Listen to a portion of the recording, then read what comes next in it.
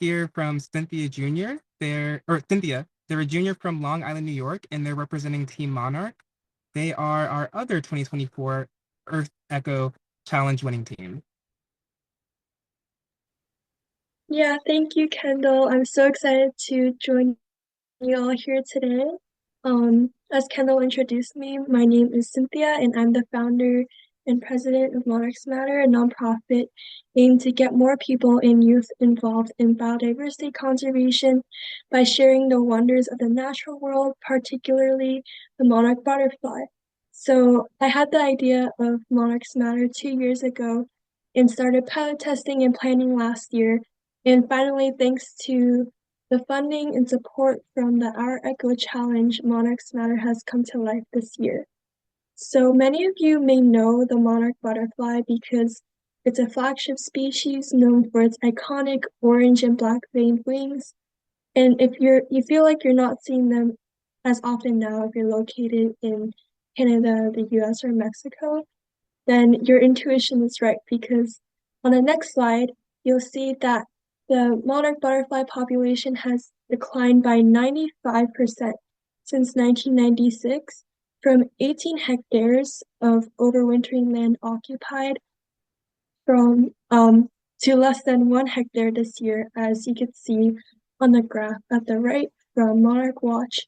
So you might be thinking, out of the thousands of other species that are also declining, why is Monarchs Matter focusing on monarch butterflies particularly?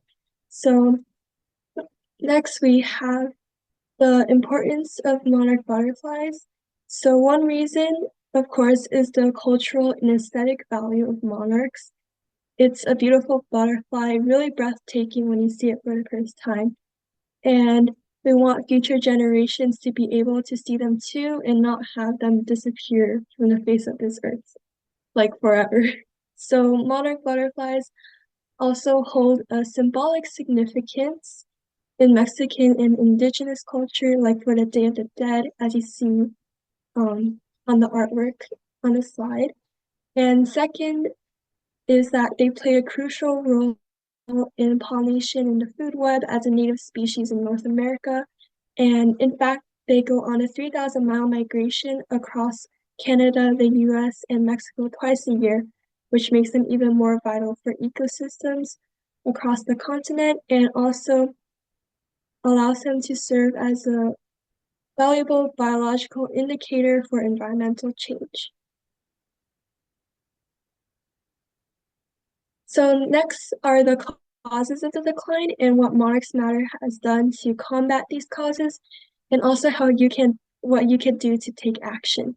So the first cause here is deforestation of the monarch's overwintering habitat in Mexico, specifically the deforestation of oil fir forests, which monarch colonies cluster in to protect themselves from the cold and rain during the winter. You could see that for the aerial image at the right, that's a whole colony of monarch butterflies. And there's so many butterflies to a point that the trees appear orange. And so one major organization that I would like to give a shout out to is Forest for Monarchs, that Monarchs Matter has been partnering with to plant 16,000 trees in the monarch butterfly biosphere reserve so far. So if you want to support their reforestation efforts, you can donate to them, where each dollar plants 2 trees. And the second major cause is pesticide and herbicide use.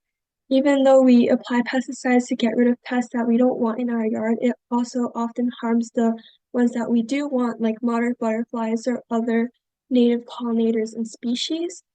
Like on the left, you could see from Beyond Pesticides, where mosquito pesticide spraying in North Dakota in 2020 unfortunately killed hundreds of monarch butterflies. And for herbicide use, it's the same idea that herbicides are sprayed to kill weeds, but they often also suppress the growth of native plants like milkweed, which is the only host plant of monarchs, meaning that monarch butterflies only lay their eggs on milkweed, and monarch caterpillars only eat milkweed as a food source. So to combat these two issues, Monarchs Matter has distributed 150 milkweed plants so far and grown them without pesticides and herbicides. And you can grow milkweed too. Just find the native type that's in your area and grow that without pesticides and herbicides. And then the third and final major cause of the decline is climate change. Monarch butterflies rely on temperature cues for migration, hibernation, reproduction. So global warming can change those patterns and make their current habitat unsuitable. And also extreme weather events like increased rainfall or winter snowstorms in the middle of monarch migration can also lead to mass mortality events.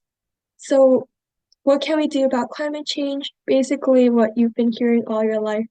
Reduce your carbon footprint, buy organic and local if you can, you know the drill. So also growing native plants is a good one, as native plants are shown to sequester or absorb more carbon into their leaves, roots, and stems than like regular plants. Perfect. Thank you. So yeah, thank you. And one last thing is if all what I talked about interests you, want to get more involved, we're looking for people to start new chapters or perhaps running our Raise, Tag, and Release summer program or RTR summer program where we teach youth how to contribute to community science projects and also raise and tag monarch butterflies. And if you want to build a monarch way station, which is basically a monarch habitat or garden with milkweed and nectar plants, feel free to reach out to us for funding or guidance with that. And one last thing is recently the U.S. Fish and Wildlife Service just announced that the monarch butterfly is proposed for Endangered Species Act protection. So if you want to support that, I'll put the link into the chat. Thank you, everyone. Thanks for sharing so much about your work related to such an iconic North American butterfly species.